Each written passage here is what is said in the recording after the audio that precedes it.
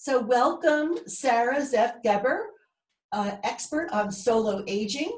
And Sarah, you are going to enlighten us today. We're so happy to have you here. Thanks so much for your time. As we have a major crowd here, we're up to over 70 people. Wow. And so we're all looking forward to hearing what you have to say. So with that, take it away. Okay, thanks. I am really happy to be here, and I'm thrilled to see such a big crowd. I've been doing a lot of these Zoom talks since, since the shelter in place started.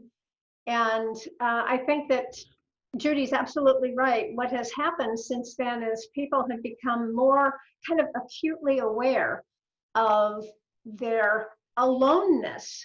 And before, at least many of you probably were able to just, if you started feeling lonely, could just hop in your car and go meet a friend for lunch, or even just go shopping.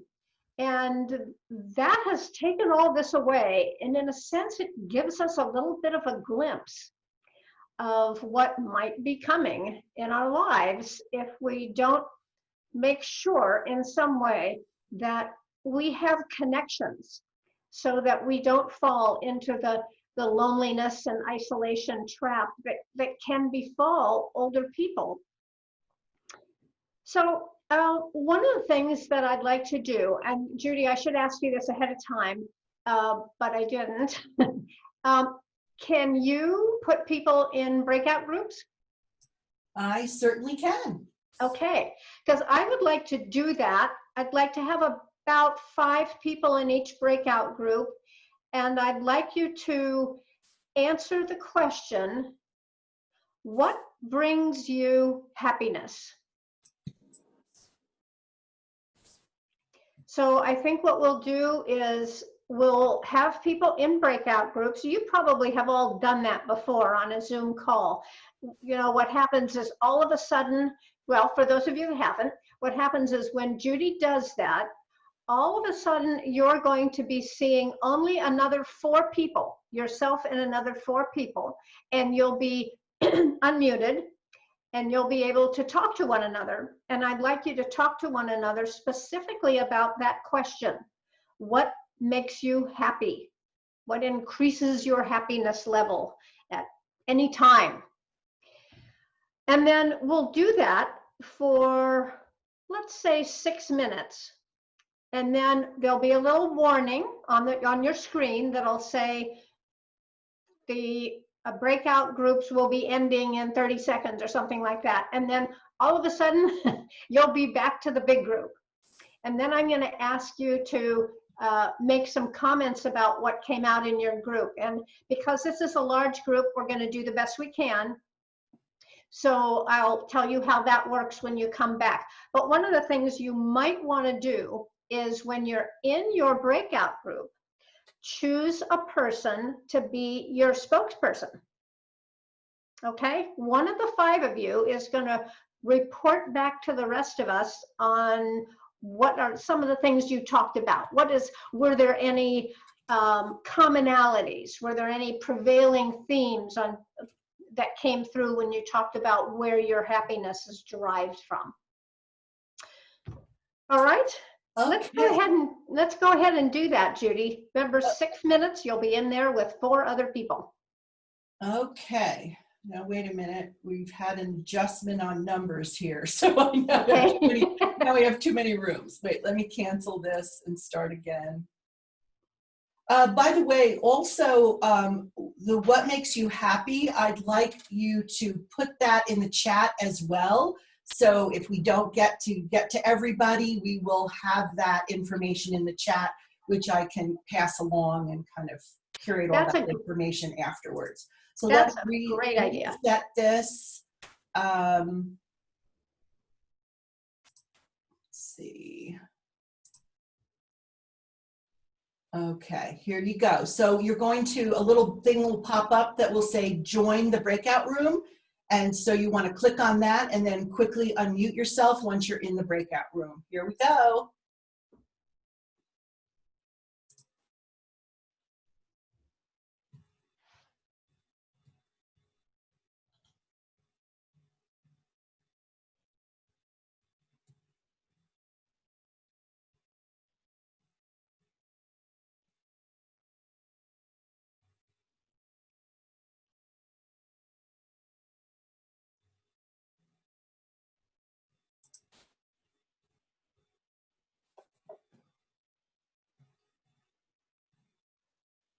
Okay, you got to hit the button that says join the meeting, join the breakout room.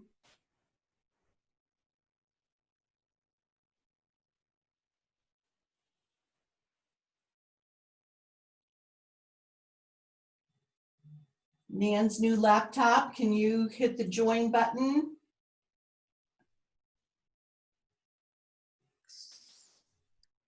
Okay, so am I in or not? Can you hear me? Okay, Yolanda, let me assign you. You know what? I know that they were doing breakout groups. If there's a way for me to, because I'm sort of listening while I'm working. So if there was a way for me not to join a breakout group. Oh, okay. Yeah, you don't have to accept. Okay. Because I'm actually still working. Yeah, that's quite all right, Yolanda. Okay. Or you can join and just listen. Oh, okay. Yeah. Oh, okay. So I should hit join? I'll hit join. Yeah.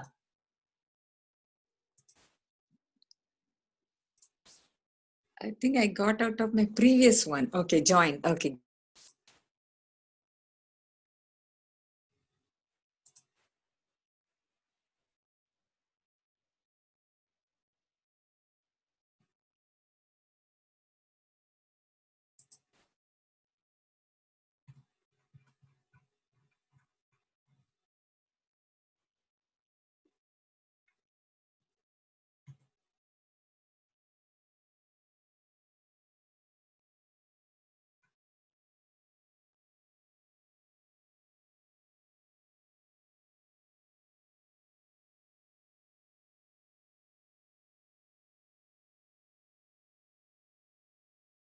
Ita, can you join? Can you hit the join button?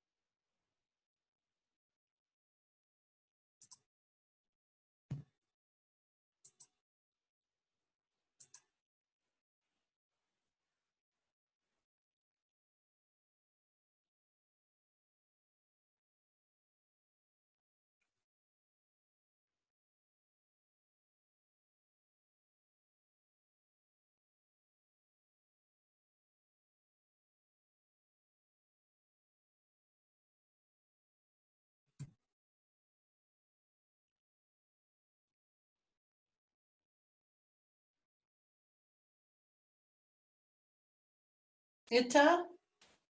Nan? Are you there?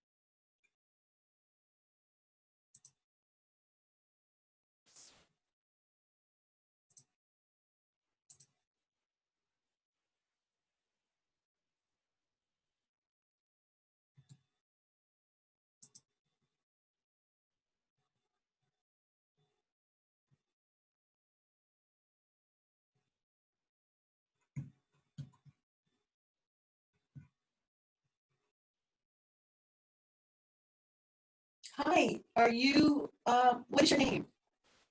It says Dr. Drholl. Let me unmute you. You're still muted. You're still muted. Am I okay now? Yeah.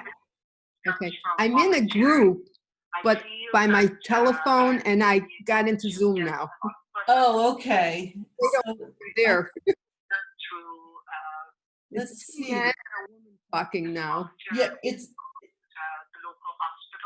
about happiness, I know. yeah. Okay, well then put yourself on mute if you're on the phone. Because you're in the group already, right? They can't hear me. From the phone, they can't hear me. They said they didn't know who I was. What is your phone number? The 847-542-1826. 847. Okay, breakout room 7. Okay, hang up the phone. Okay. I just did. Okay, why are you not showing up on my list here to put you in the group?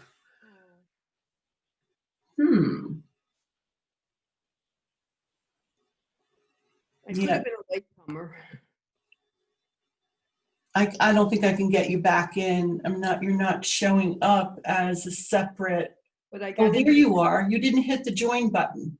Oh, sorry. Yeah, you have to hit the join button to join. How did I get into you then? Well, you just came into the main room. Well, I'm about to bring everybody back now. So yeah, just stay Stay where I am. Yeah, they'll be back in. So I don't have to join now? No, Thank no. Yeah. How do I put my name there instead of? Oh. You can, so just click on, you can, so do you see that there's 3 little buttons? If you put the cursor on your face, there's 3 little buttons that pop up on the Yes. upper Yes. right. Yes. Click on those and a little box will pop up and it says rename. Oh, gotcha. And you can rename there. Thank you. That's great. Is that for good it's renamed or just for today? No, you'll have to go into your, do you have a Zoom account? Yes. Yeah, so you have to go into your Zoom account and change your name. I will, thank you. Yeah. I got it. Everybody's coming back. Good. Yes, I'm back. Okay, so if you would enter in your, just a sentence or whatever, or things that make you happy. So if you'd enter that into the chat, if you can, and then Sarah, let me unmute you, and you can take over. Let's see, do we have everybody back yet? Oh, I'm sorry. I don't know why my mute keeps going on. Yeah, I want your mute to stay on right now, please. I got everybody muted.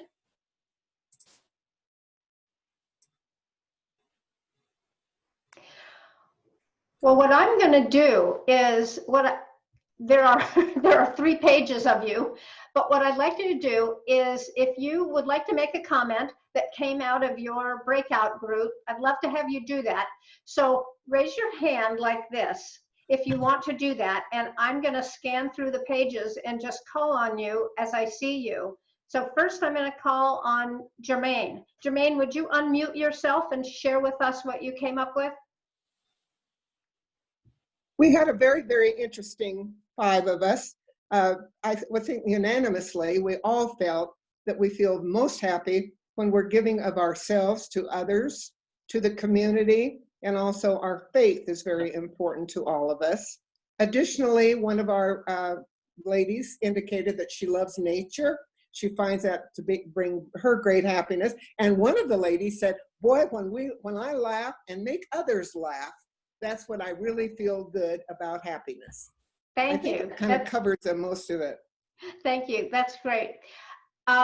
Who else? Once again, hold your hand up if you would like to share a comment. Of course, those of you who don't have your video on, I can't see, but let me go back to where I can. Hold your hand up if you want to contribute. And I see Ellen. Ellen, would you unmute yourself and share with us? Sure. We were a very small group, so thank you, Cheryl. And Sarah was part of our group also. We said the following, I wrote it in the chat, that we'd like to have the ability now to be with people we care about and to be able to reach out and actually touch people that we care about. We enjoy hiking in nature with our best friend. And we'd like a partner. Great. Thank you. Let's have one more person who wants to share. And I see Joanne. Would you unmute yourself, Joanne?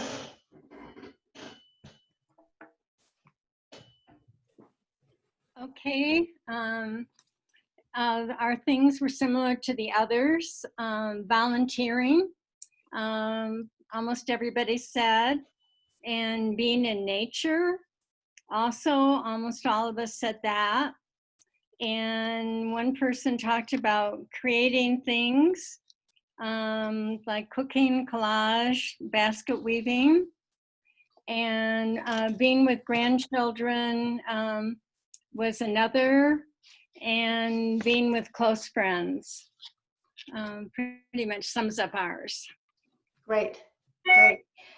Thank you. I think rather than having a lot more people contribute, let's all take a look at the chat. Those of you who can see the chat, and I know that's hard if you're on a phone, you can look through it and you'll see a lot of common things, a lot of common themes.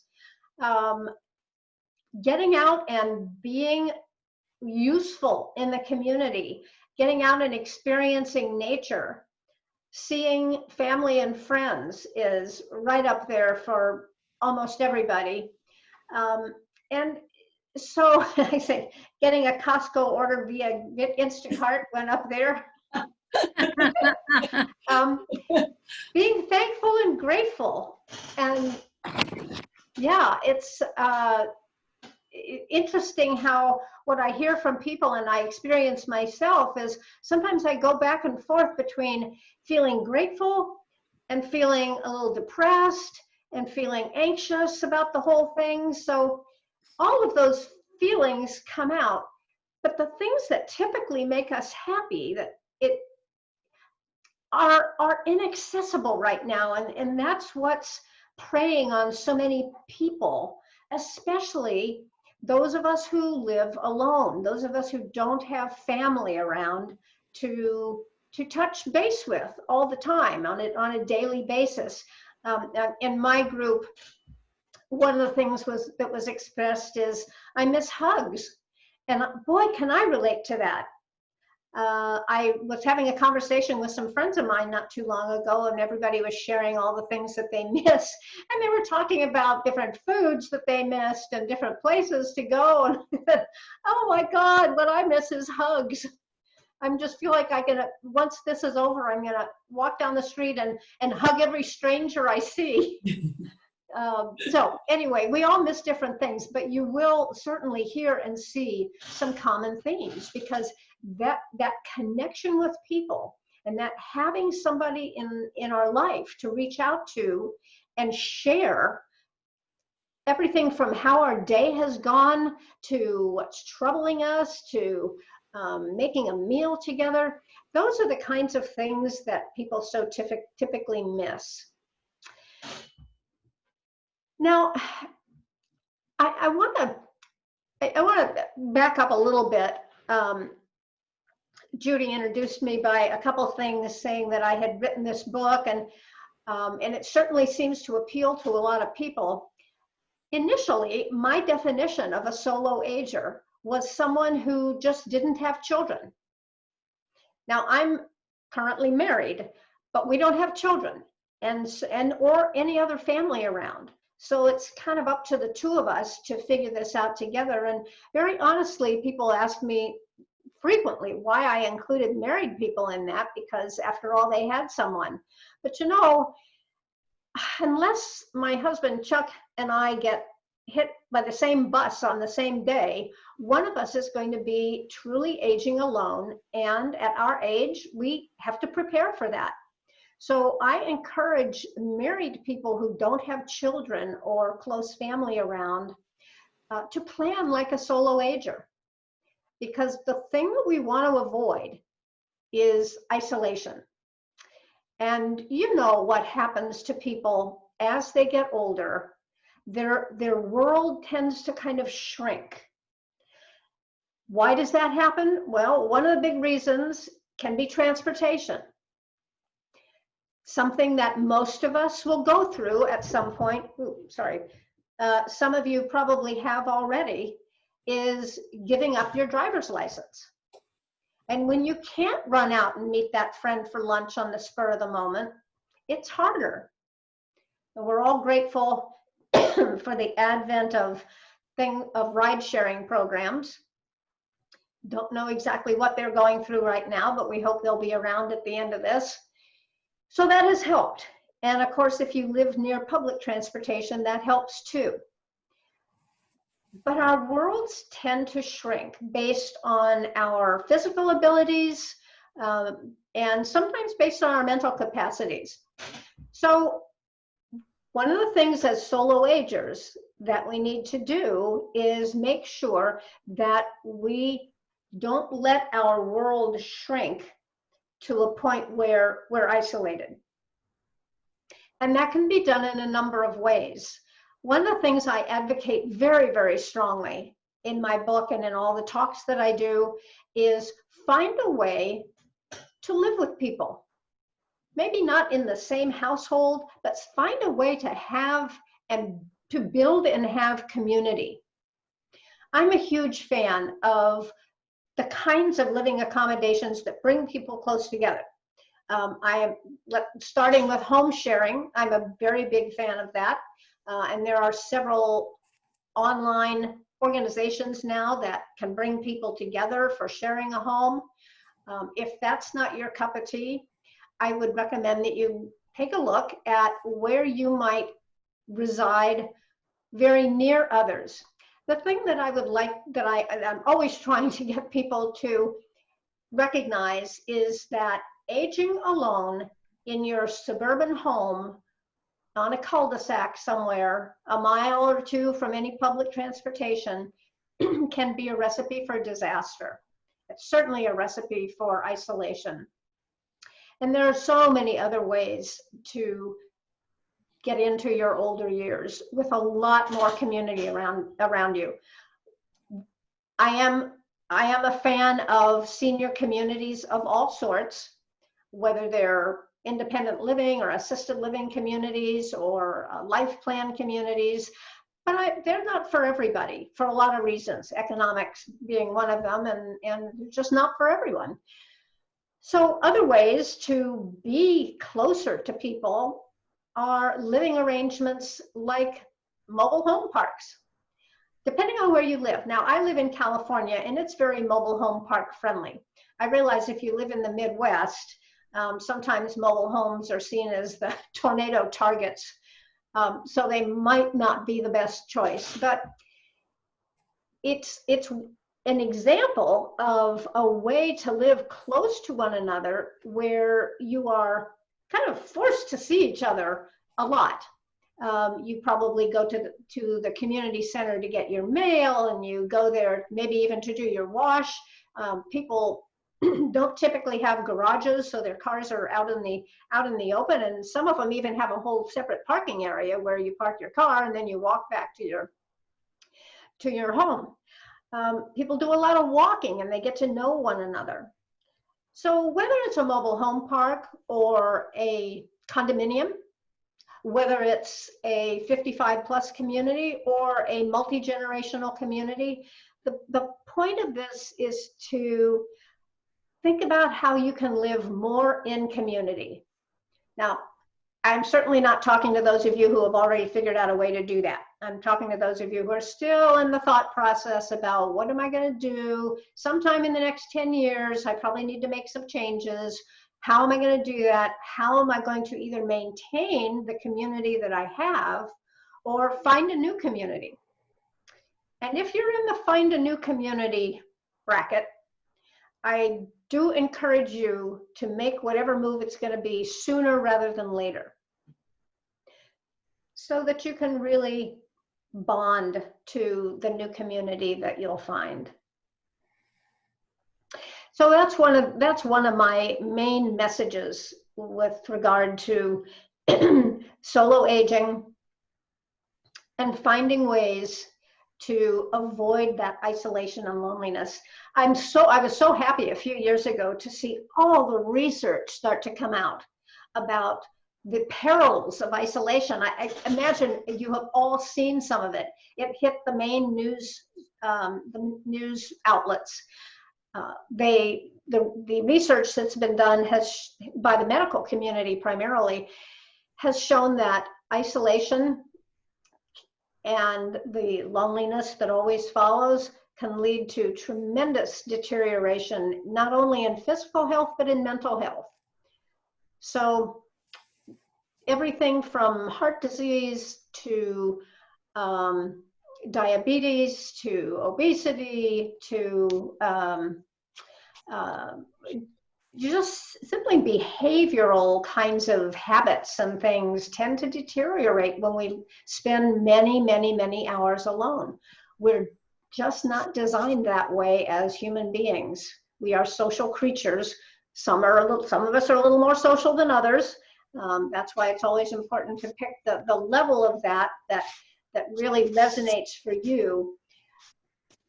But I encourage you not to think that level means isolation and being a hermit, because boy, that's a lonely way to be an older adult. So let's see what else we've got in the chat. Being with positive people, giving to others.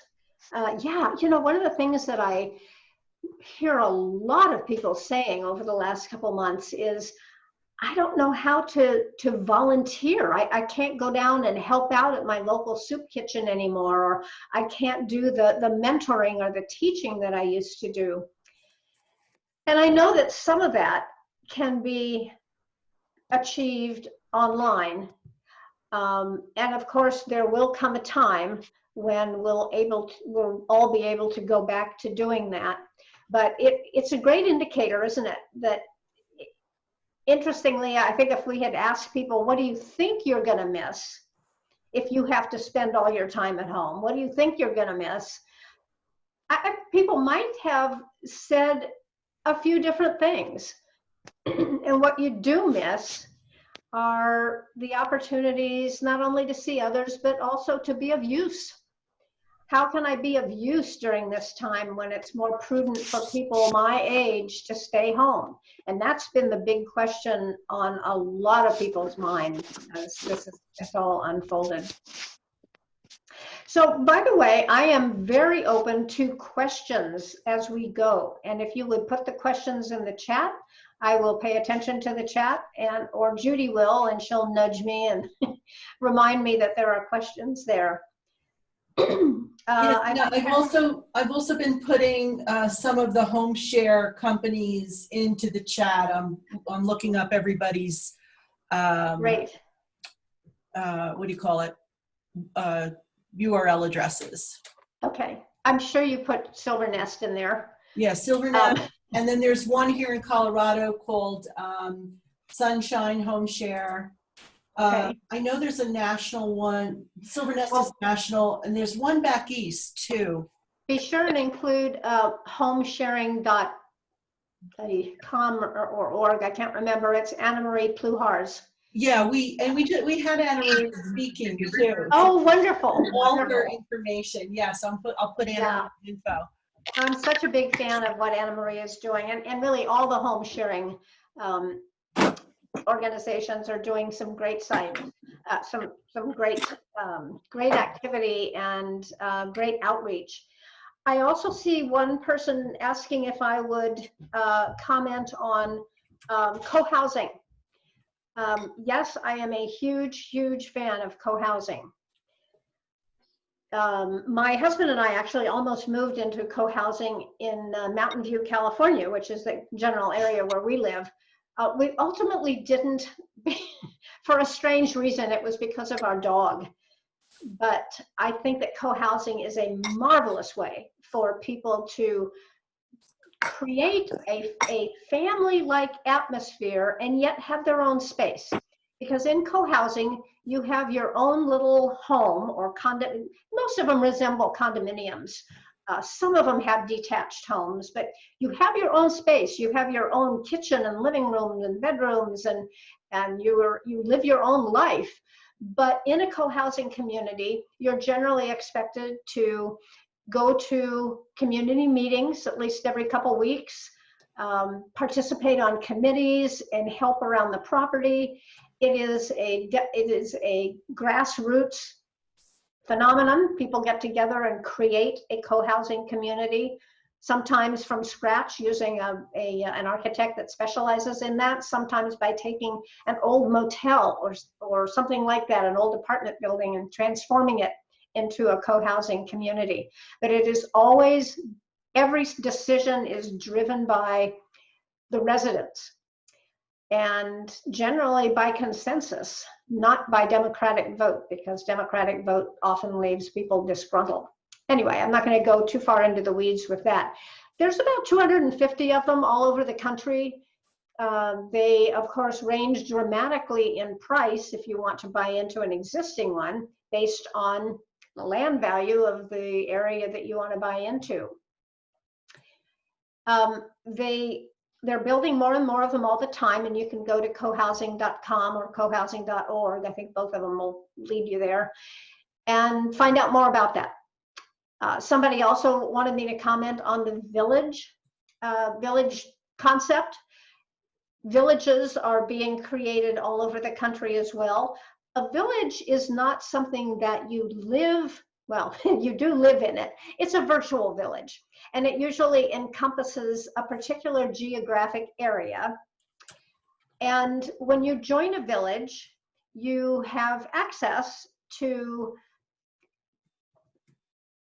a variety of things. If you need someone to come over and walk your dog because you just had foot surgery and you can't do that for the next 2 weeks, the village kind of concierge will help you to find someone to do that. They have a lot of vetted services. They operate almost entirely on a set of volunteers. And the villages that I know around my area, the Bay Area of California, and there are quite a few of them, I operate almost solely with volunteers. You pay a certain amount a year to belong to a village. And last I looked, it was somewhere, but depending on the village and what the setup is, somewhere between 800 and a couple thousand a year. But for that, you get an opportunity to tap into transportation options, get to know people. Most villages organize a lot of get-togethers so people can connect with one another. Some villages that are pretty large even have sort of sub-villages, little cohorts that are serve a given area so that people can often walk to one another's homes for meetings and get-togethers. So they're very, very different. They belong, most of them belong to a village-to-village network, but they don't all. I have discovered that there are some village-like organizations in parts of the country that are not part of a village-to-village network. So if you want to seek out something like that, you can find a local village through the village-to-village network, which I'm sure Judy's going to put up on the chat if she hasn't already. Yes, I did. I put the network up, and just we have a couple of comments about price. Yes, Boston and San Francisco and New York are the rates that Sarah just quoted. That would be common there. It is not common in the rest of the country. So just as in Denver, we have a little help. It's a few $100s a year. Yeah, so it's in these very, big city, very expensive big cities that you have prices like that, but no, typically there can be some that are free just based on an exchange of volunteer help with one another. But predominantly the network is a paid annual fee, and it'll depend on what part of the country that you're in. Okay. Is there national headquarters, like if you Yes, I put that in the chat. one of these? Is Yeah, there a place to go to get information? Yeah, I put that in the chat, and there's so much in the chat, I will totally go through the chat and categorize everything for everybody. Remember, if you want any of this information, throw your email into the chat and I'll be sure that you get it. Uncle Paul suggested we do a poll, which I think would be kind of fun. And to poll the group to see who is in an apartment and who is in a home. So why don't we do that just for the sake of knowing? Judy, can you set that up? So the two choices are an apartment or a home. And I guess if you live in a condominium, that's more like an apartment. I think we're just looking for who lives in a more communal, friendly setting and who lives in a freestanding home somewhere. So you'll have to decide if you live in some sort of hybrid, which group it falls into. Yeah, it's going to take me a minute because there's an existing poll in the system and I've got to get rid of it. So if you can Okay. continue, and Okay, I'll we'll talk when I'm about ready. we'll talk about some other things. Let's see. Linda commented that she lives in a rural area with a low population and neighbors are far apart. So most people in the area are like her, preferring to spend most time alone and don't feel lonely. I hear what you're saying, Linda.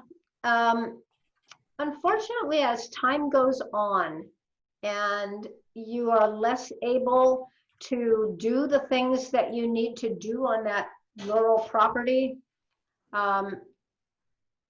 you may change your mind a bit. It may become a little more isolating.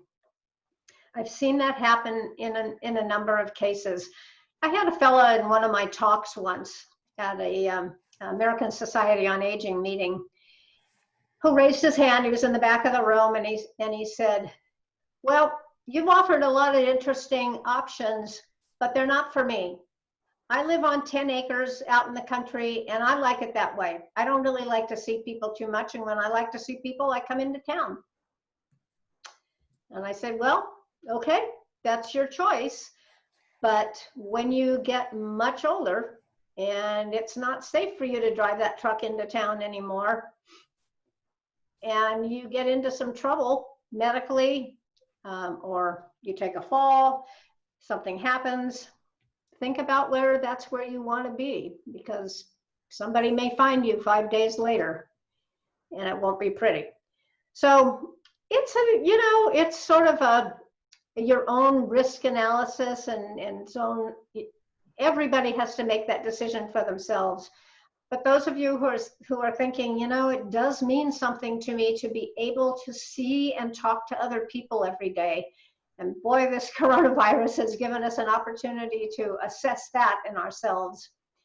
Do you want to stay in that rural setting? It's a very hard decision. I've lived in rural settings and loved them for most of my life.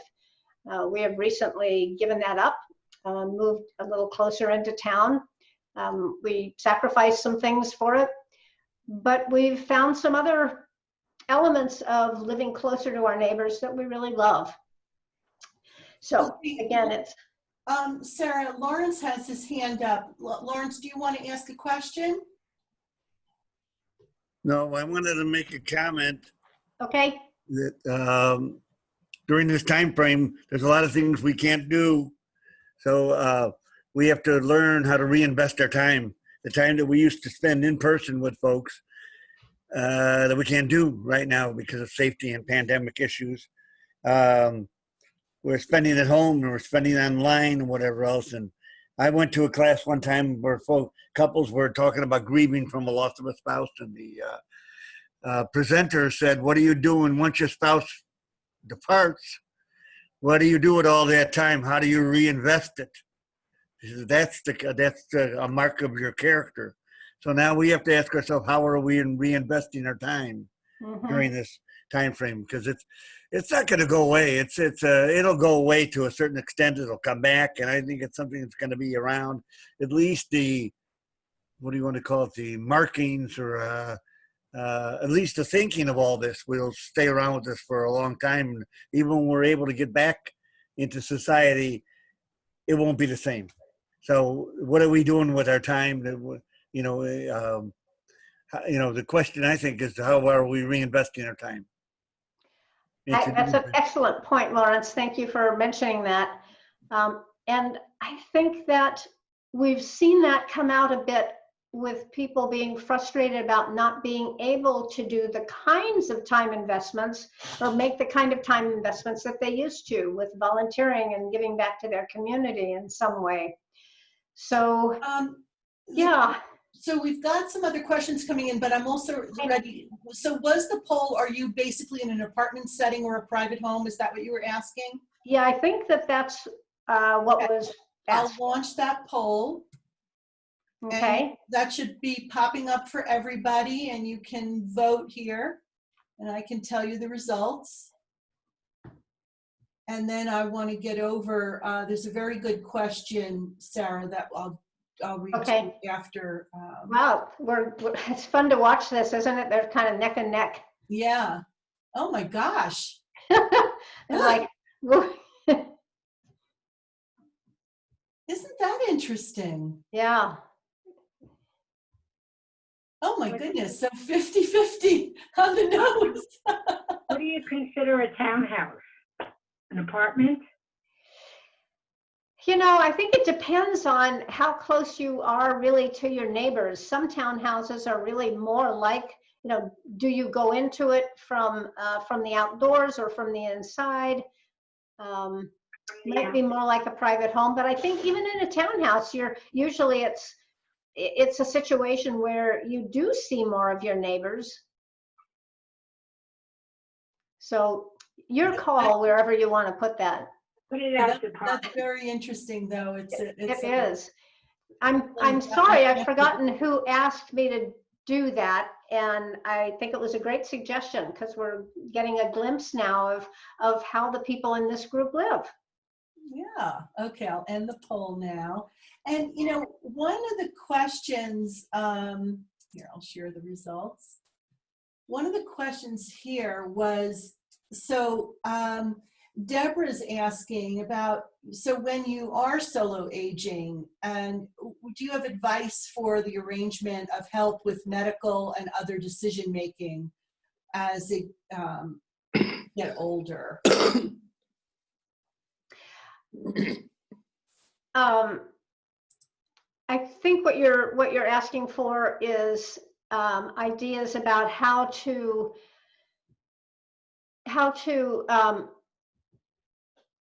arrange for someone to hold your power of attorney and be on your advance directive. And if that's the case, what I encourage people to do is to use the professionals, and you can sometimes get professional help at very minimal cost, if cost is an issue, through your area agency on aging, which every county in the country has. But you can also, of course, hire your own elder law attorney and your own financial advisor to help you figure those things out.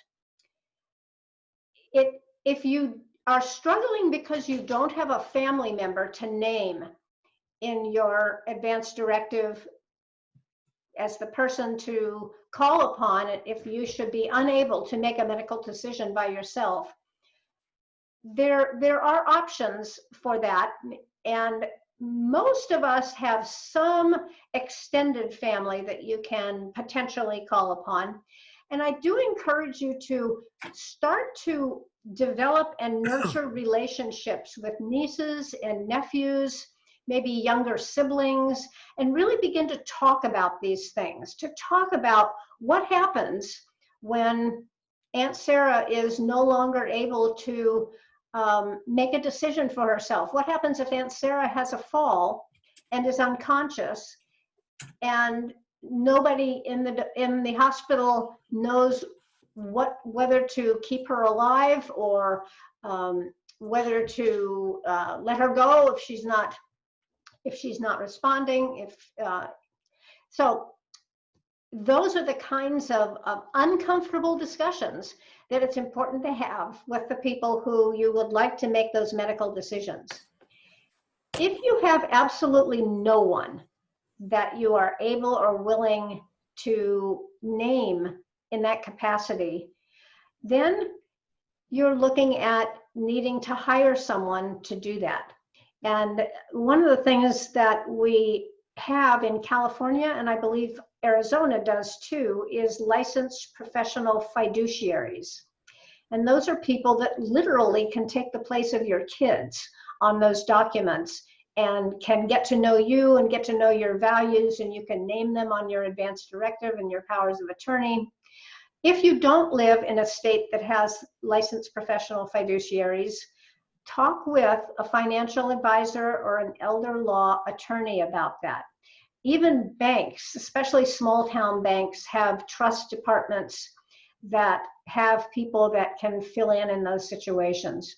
Hopefully most of us here in this meeting have someone in our extended family that we can kind of groom, if you will, for that responsibility. But that takes some courage. That takes some courage and some conversations that are not particularly fun for most people to have, but they're really, really important. I hope that answered the question. Judy, is that how you heard it? Yes, but I'll add to that. I'm going to send you, again, if I have your email addresses, I'm going to send you a document that I created where you are basically assigning your team, right? So whether the team is all professionals or whether it's professionals and friend, neighbor, extended family member, whoever, this one form will sort of guide you, and then it becomes a communication device. So you let all of these parties know about each other. And so you can use, depending upon your state, whether it's a professional fiduciary, a social worker, many social workers are trained in this, geriatric care managers, which are now called aging life care managers. So there's certain professions that specialize in this.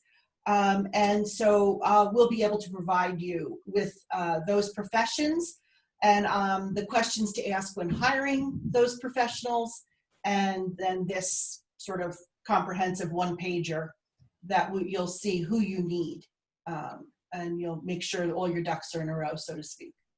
That sounds wonderful, Judy. I'll send that to you too, Sarah. Yeah, please do. I wrote the book 3 years ago, and I have learned so much since then. There's a lot of resources in the book, but more and more I'm thinking, oh, it's going to be an update due in a couple years, because there's just, to my delight, there's so many new resources out there, and I'm thrilled to see them, because I think as solo agers, we're all going to need all the resources we can get. Yeah, so in the chat, they're providing lots of things they want here. So yes, so we'll list all the different types of community living options, and I'll do that as a separate list. What else do you need here? Please feel free to take yourself off mute and speak up too if I'm not catching something. Although I will when I download the chat if it's in here. Yeah, this is Joe. Go ahead, Joe. Are there organizations that help people decide whether or not they can age in place, and or agencies that are trustworthy for providing in-home help depending on your needs? Yes. Besides the ones we see on TV all the time. Yeah, but what I'll do is I'll give you that information as well. So the aging in place, you can get an aging in place assessment done. And then as far as in-home care, I mean, in-home care, just in the state of Colorado, there are over 500 agencies. Yeah. And so what I'll do is I'll give you the questions to ask when hiring for in-home care, but you really, it's like you can't recommend one, you know, it's this vast world, and you really have to look at the individual companies and their philosophy. And then the thing that's really difficult is you get reminds me of when you're moving, right? You get this like really nice guy who comes in and he helps you a bit with the move, but that's not the person who's moving your stuff, right? It's the same with in-home care. You get a polished professional who comes in to interview you in your home, but that isn't the person who provides care.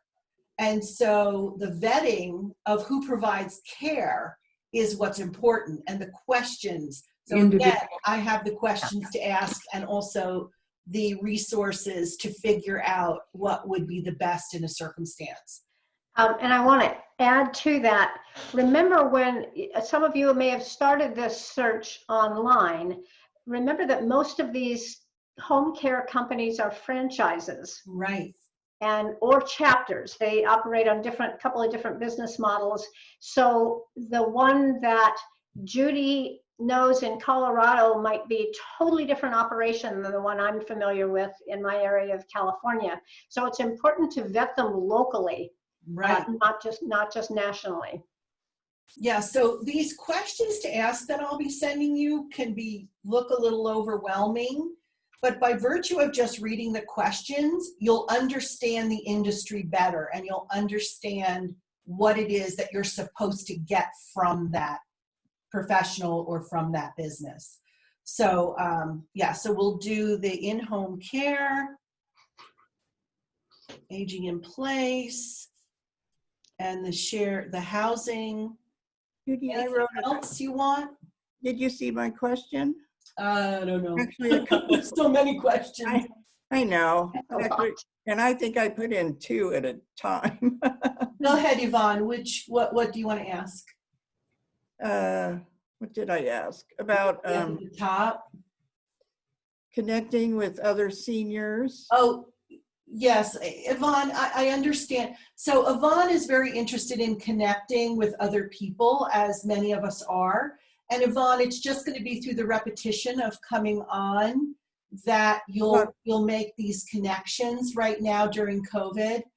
Also, someone asked about, this is not a solo aging group, this 11:30 call. This is the particular topic for today. We sort of do a variety show. So we have a different topic every day. So it's more, but no, it's not. I will say a lot of people on the call are solo agers regularly, but it does not have that specific intention every day. I want to also mention a new organization that has started fairly recently called Vitality Society. You probably know them, Judy, don't you? Not yet? No. Well, the Vitality program that I know is Kay Van Norman's. What is this one? This is Meredith Oppenheim out of New York. Okay. And if you look up Vitality Society, they do have a kind of a special interest group on solo aging. I've been facilitating that. It's once a month. And they also have a lot of other really interesting programs, and can't hurt to be members of more than one of these kinds of things. So I would check that out. They have a lot of exercise video programs and other kinds of discussions. It's an interesting new venture for Meredith. She's a very young woman, but she's I think she has a mother that's probably younger than me. So, yeah, so I put that in the chat, and I'll include that in the information. Yeah, I'm on the site right now. So yeah, she's another good resource. So many good resources coming along these days. Yeah, Yvonne, that might be a good one for you to look into too, the Vitality Society. Somebody else asked about during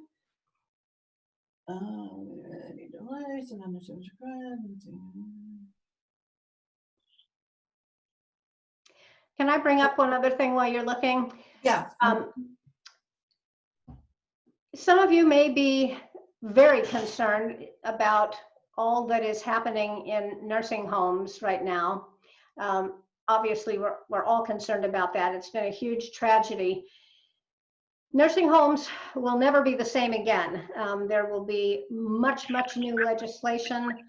There will be a lot of, there's going to have to be a lot more transparency. You know, nursing homes are one of those things that nobody really pays attention to until they're thrust into the spotlight like this.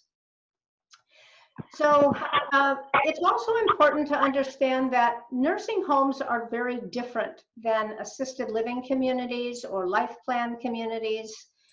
it's a whole different phenomenon. And for the most part, the life plan and assisted living and the private communities that are out there, hundreds of thousands of them, have been pretty safe. The people that run them have gone to extraordinary measures to keep them safe. And most people I know that are in them are quite happy to be there and feel like they're pretty safe. So know the difference, for one thing. If you don't know, learn the difference between nursing homes and other kinds of senior communities, because there's a vast, vast difference. And then let's wait till the shakeout of this is over and see what we have.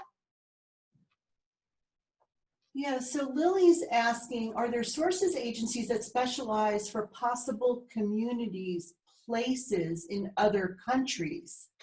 Oh yes, there's lots of information internationally for different communities. And I have to say that in other countries, some of them are much more advanced than we are in the United States. I actually had done an interview with Frank Van Dillen, who was the guy who really took a nursing home structure in Denmark and flipped it inside out. And it is a spectacular model. So there's a lot going on and a lot you can pursue in other countries. So Lily, I think you'd have to look at countries you were interested in first and then, start the search there. And if you have specific questions, you can always contact me at judy@seniorplanet.org, and I can at least try to help you find the people who can help you. There was another question about something about insurance, and now I've lost it. Did anybody want to speak up that typed that in? Where is it? I'm sorry to hold everybody up. I did post something about that. There are some insurances that people are believing will support them in home. From Linda. Yeah. Can you hear me? Yes, go right ahead. Okay. But my father took out one, and he truly understood that it would help him get supports living in his present home in a rural area. However, it really did not work out because it required that he have a certain number of disabilities, that he truly be homebound, and that was not what he understood it to be. So he put a lot of money into it and really didn't benefit from it. Are you talking about long-term care insurance? Yes. Yeah. Yeah, with all long-term care insurance, you must have 3 what they call ADLs, right? So it's like, can I shower? Can I prepare my own meals? So whoever sold him that policy did not explain it correctly. And actually, there may be some fraud there that he can, go after them about. But yeah, that's a shame, because you do, with long-term care insurance, you do have to have certain situations. There's a list, and you have to have 3 of those. And then that way, and even after the 3 are identified, I think it's most policies, it's 90 days before it can even be enacted. So yeah, he really thought somebody could mow his lawn for him and cook his meals and clean. Oh my goodness! No, he really got sold a bill of goods on that, unfortunately. He did. Yeah. Oh, that's so sad. Long-term care insurance can be a good thing for solo agers. I have it. A lot of people I know have it. It's not for everyone. It's not affordable for everyone. And some people have enough money that they don't need it. But in the right situations, I have a situation right now. A very dear friend of mine was diagnosed with early onset dementia about 12 years ago. And just 2 weeks ago, her husband, who had been caring for her at home with a caregiver, died. And my friend Joyce's daughter and I were so kind of hoping that if one of them had to go first, which of course always happens, that we were hoping it would be her, but it wasn't, it was him. And he did not have long-term care insurance, and he was an attorney. And it just about broke them. And now her daughter is trying to decide what in the world she can do with the remaining resources to take care of her mother. So had they had long-term care insurance, it would have paid for most of that. You don't know. It's a gamble. All insurance is a gamble. And I see where Joe has a Joe, question. go ahead. Yeah. My late husband and I both had long-term care insurance. And beside the end of life kind of situation, it was pointed out that if he should break a leg or a hip or something, even when we were both younger and more vital, would I be able to manage Right. toileting and showering and transfers and that kind of thing? So that was I knew that it would be appropriate for me, as there were 12 years difference in our ages. But he was convinced to take it because in case of some other kind of medical emergency, not near end of life, that it would be helpful to him and to me as a caregiver, that I wouldn't be able to manage his care. Yeah, good point. Good point. Does anybody want to share their thoughts or concerns? Uncle Paul had a good idea again in terms of asking, for the group. Does anyone in the group feel they want to mention something or something that we didn't cover yet? No, I don't see any hands up. Let me check my other page. I have a... Yes, Linda. Go ahead, Linda. People were just talking about how to meet and network, and I don't know if this is a national trend or not, but we have something called meetups in our region that a friend of mine's brother started, and that for me for quite some time was really helpful, and it does address many ages and interests. So it gets people networked through the internet to get together in person and build some friendships and so forth. It was really helpful for me. Yeah, meetups are actually international. They're everywhere. So that's a great idea, Linda. I like that. This experience that we're having today on Zoom, and the fact that there are breakout rooms, and there's all sorts of different things that you can do. Ellen just put in about Nextdoor as well, is a great app to use to connect with people who are local.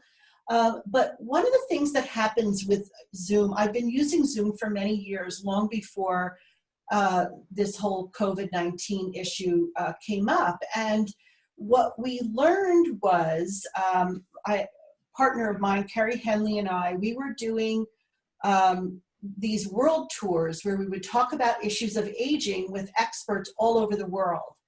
And we did this for quite a while, and what ended up happening was something that we coined a term called digital intimacy. And so after a while, the camera fell away, and the people that we had been talking to regularly on Zoom, we couldn't remember if we ever met them in person, or we had only met them virtually. So if you use technology correctly, so if we think about the image of a millennial, the stereotype, right? This millennial head down on the device in a room with other friends, and they're not talking to each other. They're just so focused on a device, right? That's this negativity about technology. Well, what I'm saying is that something else can occur here. So as a solo ager, or anyone who needs a virtual hug, you can't necessarily have that real hug that we're all craving, and nothing will ever replace in-person engagement. But this is a tool that you can use. I mean, I've done everything on Zoom that you can imagine. Cocktail parties, holiday parties, my daughter's wedding. It's unbelievable the amount of things that we've done. We do book clubs, and my husband does a movie. People put in this movie thing, and he teaches for Ollie, and he does this movies of the 30s, and then they talk about the issues. And I don't know if next time he's going to pick a different decade, but people love it. And they love that they get to chat about things. And, look at the social things that are happening right now in our society. What's going on? The fact that we can connect and just vent about all of these things. So the please use this tool. And if you don't know how to use this tool, ask us. Senior Planet will make sure you know how to set up your own meetings, gather your own friends. We have handouts with the step-by-step. Step 1, click here. Step 2, click there, so that your family and friends can get on, even though you know how to get on and they don't. And so you want to connect with these people. So think broadly. Think about all the things that you did in person and how can I convert that to an online engagement. And I think that would really be something fun for you. And I was on for 3 hours with my sister-in-law last night. We had a blast. And, you know, she's quarantined in Hawaii. She's like bored to tears and can't go anywhere. And so she and I just had a great time. But so it can be one-on-one, or it can be like, this is a very large group. But if you had a book club with 8 people and you wanted to just, or you don't even have a book club, you just want to do it one-off about something that's a particular hot topic. So try to be creative. And I want to turn it over to Lawrence. You have your hand up. Yes, going back to all these issues that we need to put in place for seniors, but all these questions, my wife and I attend a very active in-person senior center that's now been converted over to Zoom. And that's how I discovered Senior Planet. We called a meeting of our kids because we figured they're going to help us to implement all these future things. And we just laid out on the line what our thoughts and our concerns were, and got their input. Because eventually they're my backup caregivers, you know, to my wife and I. They're going to help me with my wife, and they're going to help her with me, you know, even though we're in a good health situation. And that's a good time. You don't wait till there's a crisis. But in doing this, my kids became aware of the things that we have to deal with so they can be good caregivers. But they're starting to put things in place in their 40s. And out of all that, I thought to myself, why did I wait till I'm about 65 or 70 to think about all this? And now we're at the end of life, not quite the end of life, but we're closer to the end of life. And we're scurrying around putting all this stuff together when maybe we should have talked more about retirement, more about health insurance. We should have researched.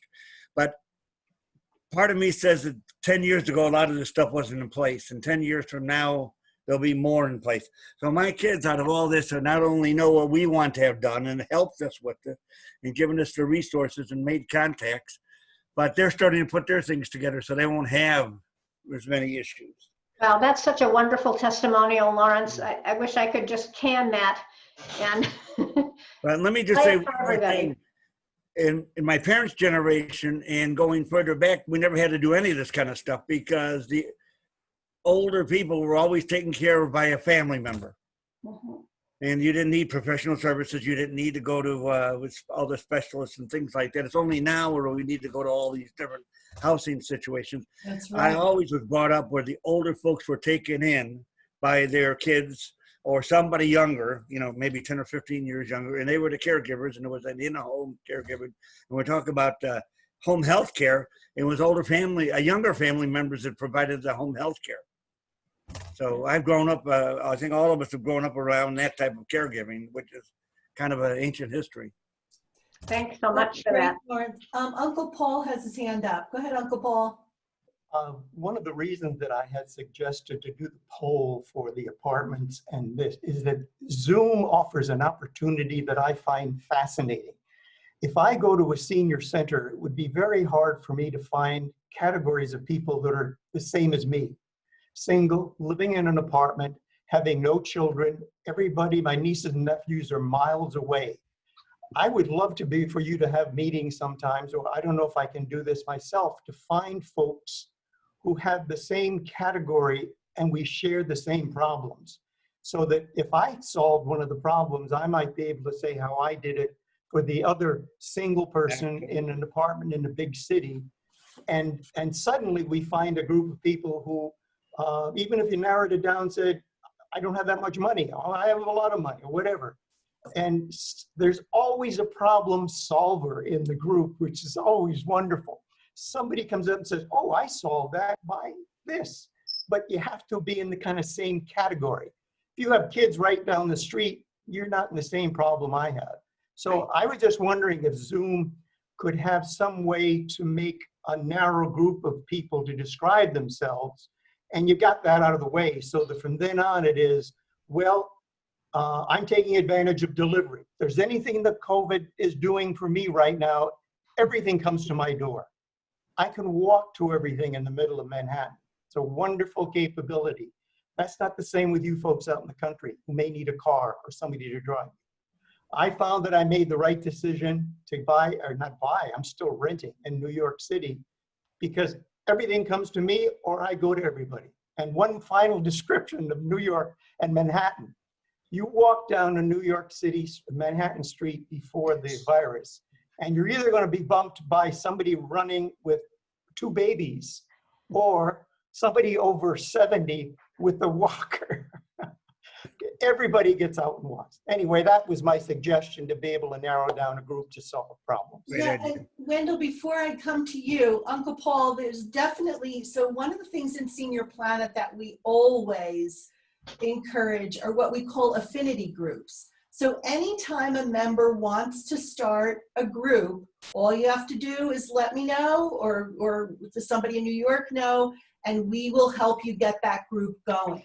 And then you can use Zoom as a tool. And now we can do it as a national group versus even just a New York-based group, Colorado, San Antonio, wherever. So yes, if you're interested in that, we will definitely help you do that. That's what they want us to do, is develop more and more of these affinity groups so that people are able to be in different situations, like mind and not like mind, right? It's both are good. So Wendell, go ahead. Yeah, thank you. Yes, Uncle Paul, I would like to get in touch with you. I'm in Manhattan as well. And since early 2014, I have been running a program called Community is Family. I've been setting it up in senior centers, bunches of neighbors and friends, synagogues, churches across the country. And there's quite a bit that is written about us. And it's a structure that I think you would find interesting to know more about, and quite possibly you could start your own Community as Family group. I do this all free of charge. My desire is that everybody has a community family if they lack a close real family. So Paul, if you're interested in being in touch, I would love to make contact with you after the call sometime. Yeah, and if Wendell, do you want to put that in the chat, the organization, or your? Yes, I'll put it in there with. I'll put it in the chat to everybody with my email address. If they'd like to know more, I can certainly get in touch and see what we could do to shape it to your area and your culture and your friends. Okay. That is wonderful. Excellent. See, Wonderful. you said there was a problem solver in the group, Uncle Paul, and you were absolutely right. Let's see, Linda, I think, anybody else? Yeah, Linda, you have your hand up. Judy, I think you're absolutely right. I think the technology is a gift as long as people are connected. The senior center that I had volunteered at and participated with has had quite an elaborate activities, a variety of activities, book clubs and movies and great decision groups and, you know, all kinds of games and so forth. And they've actually converted that to, majority of it is now can be done through technology. The challenge we had is a lot of people didn't have the skills or the equipment. So if that might be something for people to begin to make sure seniors have, so that they can be connected, especially as people become unable to get out.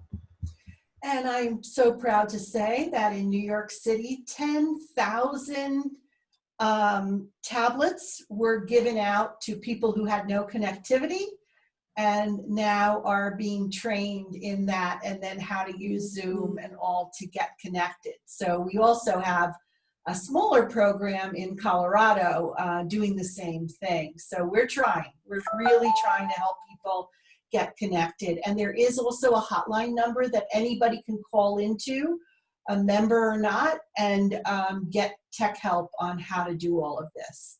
So, well, we are way past time, but this is so interesting. Sarah, do you want to wrap up with any thoughts and comments? This has been terrific. I had no idea we would have this many people online, and I'm super happy to have connected with all of you. It seems like a great group, and your connection through Senior Planet is terrific. It's just a great testimony for all that people are creating in their lives during this epidemic.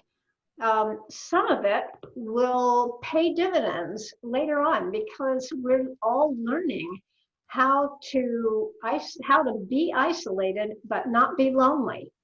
And I think that's going to be one of the major tasks in front of all of us as we get older. So good practice here. These technologies will only continue to get better and more, reach more people and get kind of smoother in nature. People will learn to use them a little better. I'm very impressed, Judy, that this group has such facility with all of this. It's wonderful. So kudos to you, kudos to all of you. I get on a lot of other Zoom calls like this where I think we spend half the time just getting most people settled in and using the technology appropriately. So you've done a great job of that.